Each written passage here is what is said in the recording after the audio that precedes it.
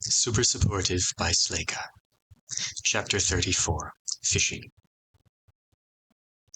There wasn't time to panic, though perhaps Alden should have. In his limited experience, teleports didn't usually land you 30 feet up in the air, in the jungle, above a shallow-looking pool of water, surrounded by screaming teenage Artonans. Alden dropped like a stone while the system flashed the words, "Assume diving posture" at him, like it thought he could just do that in an instant under these conditions. He fell feet first, his lab coat flapping around his elbows, and he barely had the presence of mind to hold his breath before he hit the water. It burned as it went up his nose, but Alden was too busy kicking furiously to care. The coat was not designed for swimming, nor were the jogger pants. He had to hold the elastic band in one hand to keep them from dropping down and tangling around his feet. His lungs were burning when he reached the surface. He drew in a huge breath. A tiny waterfall, just a trickle a few inches wide, spilled into the pool from a fern-covered rock face in front of him. Treading water, he turned away from it toward the shore, trying to find the emergency he was supposed to help with. There was an awful lot of shouting over there. It was a confusing spectacle of Artonan teens running back and forth, yelling hysterically and waving their arms at him. There were about 10 of them. His targeting halo was glowing brightly over the only one who didn't seem to be panicking, though she was gesturing at him and calling something insistent. Isn't that the girl who made the macrame project out of animal skins on the first day? They'd met in the elevator, too. She was one of the ones Joe actually liked. Gel something. He started to swim towards her, but then the system translated what she was saying. "Alden Reabbit, get it! Get the beast behind you! Catch it!" Alden spun in the water, heart racing, looking for the beast. He expected to see something on the verge of attacking him. Instead, he saw a dark brown shape swimming away from him at an angle. He only managed to spot it because the water was so crystal clear. It was lightning fast. He didn't have a sense of its size because he wasn't actually sure how far away it was. The pool was deeper than it appeared, and he couldn't really make out the animal's shape before it darted down behind a rock. It seemed to have tentacles. Was it some kind of alien squid? A squid having a medical emergency? A student that had accidentally turned themselves into a squid? If he didn't catch them in time, would they be unable to revert? Calm down, you lunatic. You're not making any sense. You need more information. "What do you mean, catch it?" he shouted back at Gel Girl. "How am I supposed to do that?" She had one of the system access tablets, and she waved it at him. "Hurry! We can't let it digest too much!" Alden felt like digest was a very bad word in this context. Trying to keep his head, he asked, "What did it eat?" "Please don't say a person. Please don't say a person." 4 different teens, including the girl, Gel Nor, right, that was her name, looked toward a boy lying on the shore. Alden hadn't even noticed him because he was being still and quiet. Really still and quiet. Alden almost thought he was unconscious, but then he made out the guy's lips moving furiously. He was either casting a spell, praying, or chaining for all he was worth. Then a girl who had been standing between them shifted a few steps and Alden's mouth went dry. "Oh shit," he whispered. "Where's his foot?" There was blood staining the leaf litter by the water's edge, but not quite as much as he would have expected. The Artonan boy was obviously doing a good job with his spell, but how long would that last? Gelnor read her tablet, then gave Alden an exasperated look, as if his question was too stupid to answer. He stared at her. "You want me to catch something that ate somebody's foot?" "It can be reattached," Gelnor called. "Just get it back." "I can't catch a freaking water monster. That's not what my skill does," Alden protested. "You need to call one of the professors and get that guy to a hospital." Why the hell hadn't they already done that? "You will catch the mission in first. Its digestion process is swift. If we don't obtain the foot quickly, too much damage will be done to the tissues." Some of the other teens were looking between the two of them doubtfully and whispering now. Alden's mind raced. Was he just being a coward? It was hard to tell because he was, in fact, pretty freaked by the idea of chasing a mystery monster that apparently bit people hard enough to sever limbs. But he didn't think that was the only reason he was hesitating. Shouldn't he go pick up the wounded guy so he could help him stave off blood loss? Ever since he got this assignment, Alden had tried to picture what he might do if a medical crisis did arise, and none of his imaginings had involved chasing after a wild animal. He thought protecting the injured person from shock while they teleported to a medical facility made much more sense. But Gelnor was supposedly a genius, and she seemed really sure, and the system had let her do an emergency summons for this. I guess I have to at least try. All right, he said, fighting to remove his coat while keeping his head above water. Do I get a net or something? The Airtonans all stared at him like he'd asked them for a pony. No net then, he muttered. Okay. When he'd finally rid himself of the coat and his shoes, Alden took the deepest breath he could and dove underwater. It had been a long time since Kitty's swim class in Mrs. McGoogle's backyard pool when he was 6, and that was the closest he'd ever had to formal lessons. He'd been considering signing up for lifeguard training next summer, but that wouldn't do him much good now. He could hold his breath as well as an average human, and swim in the right direction with noble intentions. That was about it. The water stung his eyes, but at least he could clearly see the rock the foot-eater had hidden itself behind.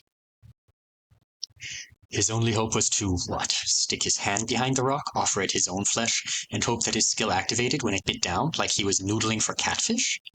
Jelnor had told him to get the animal. Maybe that was enough. But what if it was an intelligent beast that couldn't be entrusted against its will? Or what if no animal could be, unless it was already captured?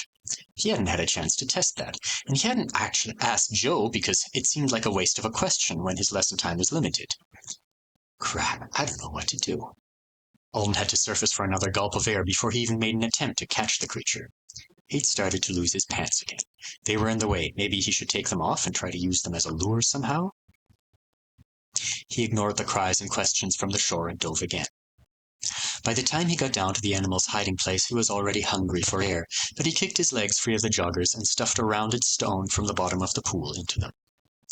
His enemy was nearly hidden under the sand. Alden could only make out a single patch of smooth, mottled brown skin. He wasn't sure of the overall size of it either. Big enough to bite off a foot. This is a bad idea. Shit, why is this my job? I can think of so many people who would be better than me. Heart pounding and lungs burning, Alden dropped his weighted pants on top of the mystery monster for a couple yards above and watched, ready to launch himself away at the first sign of attack. He already knew the thing was too fast in the water for him to catch. Since that was the case, he could only hope it was dumb and stubborn. If it was the kind of animal that would bite down and hold on, maybe there was a faint chance he could drag it back to shore. But no, it wasn't that kind of animal. The second the pants touched it, the creature shot away in a swirling cloud of sand. Panicking at the sudden movement, even though he'd been expecting it, Alden swam away as fast as he could too. When he made it up for air again and gasped, the animal was still cutting through the pool in search of another hiding spot. It had almost crashed right into him when it made its escape, and he could see it well enough now. It was like a smooth-skinned crocodile thing, with 4 thick, flailing tentacles instead of a tail. Scary as heck, and about the size of a large dog, if you didn't count the tentacles. So the pants idea was never going to work. Alden might win a tug-of-war game with it on land, but he'd drown if he tried it underwater. Jelnor was shouting orders. The system was translating them. But she could go on ordering him to be some Olympic swimming, gator wrestling hybrid until she was blue in the face. It didn't mean Alden would suddenly become one. And he'd literally just made his best spur-of-the-moment effort to fight the baby Kraken for her. He was all out of creativity. He needed a tool, or a spell, or help. Alden looked back at the gathered teens to tell them that. One of the girls was on her knees beside the injured boy now, applying pressure to the bloody spot where his foot had been with her jacket. Where's the rest of the medical team? Did they not call them? Does the system not automatically summon everyone needed to handle an emergency? Well, it might not. It seemed like it made suggestions, and the summoners made final decisions. Plus, summoning wasn't entirely free, and it wasn't like the system itself cared if people lived or died. Probably there were all kinds of intricate rules, settings, and exchanges involved that Alden knew nothing about. But he really doubted Leafsong was skimping on emergency services. Petiqual had complained that there were too many members of the medical team and that they never had anything to do. Alden was positive a little local teleport wasn't too much of a burden, considering they were regularly ordered up to dispose of trash in the lab. Does that mean the system recommended me and I'm sufficient for this task? He wanted to believe in himself, but it seemed like such a stretch. He stared at the foot-eater, who was still swimming around in fast circles. Maybe I can do it? If I just get close enough to get a hand on it? He tried to rearrange his thinking. If he was here, there was something he could do. Perhaps this was a pivotal moment in his life as an avowed, and he was about to discover some exciting hidden facet of his power. Yeah, sure, that's likely. Then he spotted something familiar trailing along with the monster's tentacles. It was Gelnor's finished project from the lab. Alden was sure of it. The knotted pieces of skin she'd made had been woven into a sort of lasso with a matching bracelet after she returned it for her second lesson. It would assist her with summoning something somehow, though Alden had never gotten a clear notion of what that would look like. I bet it looks like this, he thought, and I bet this isn't supposed to be happening out in the woods without an instructor around. System, I don't understand my current assignment. Please clarify it. It responded without hesitation. Assist with minor medical emergency. Nature of the medical emergency is a severed limb with one individual in need of stabilization and transport. Follow instructions from summoner on scene. Do you require further clarification? Alden treaded water. Gelnor and a couple of the others kept shouting at him, asking him why he wasn't capturing the croco squid and ordering him to get to work. He didn't like this. He thought what was happening was that Gelnor and her friends had summoned and tried to control this thing when they weren't supposed to. It had gone wrong. The system must have authorized an emergency teleport because someone was seriously injured and Alden's skill could stabilize the victim. But instead of using him that way, the examinees were hoping he could catch their mistake. Maybe they think they can dispose of it and fix everything before the school finds out? That seemed overly ambitious. Did they plan to reattach the hurt guy's foot all by themselves?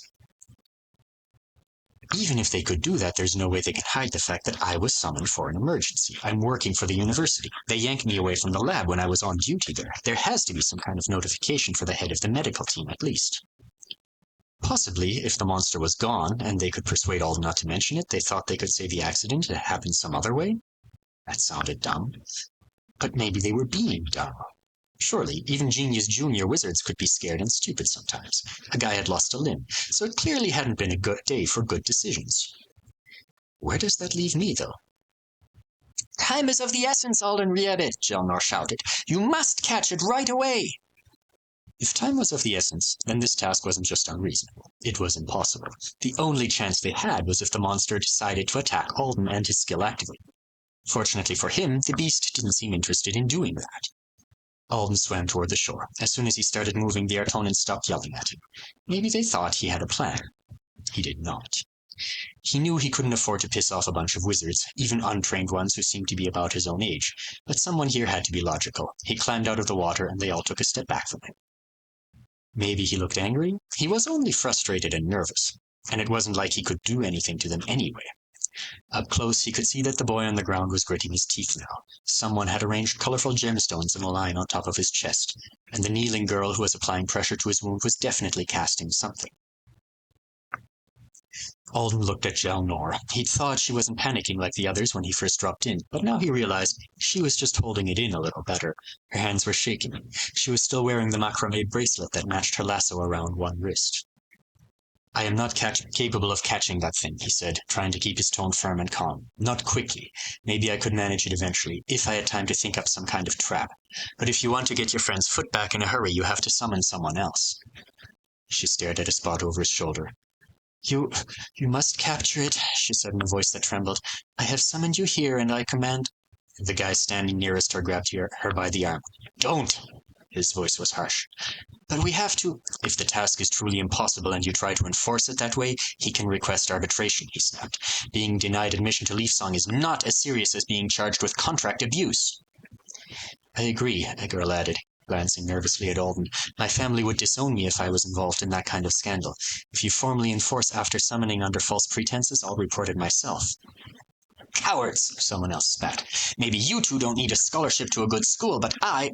Before long, half the group was screaming at each other, and Gelnor was crying while she held her tablet in a white-knuckled grip. Alden was so tense he couldn't unlock his jaw to speak. Not that he knew what to say anyway. These guys obviously need a grown-up. He was fairly sure he was right about the situation now, at least. For some reason, they thought they could hide their crime if they banished Croco Squid and got the foot back. Alden stepped over to the injured person. When the girl casting the spell paused for breath, he leaned over the two of them and said nervously, Do you want me to hold him? It's what my skill's actually good for. She blinked up at him, a vague expression on her face, as if she were trying to snap herself out of a trance. Surprisingly,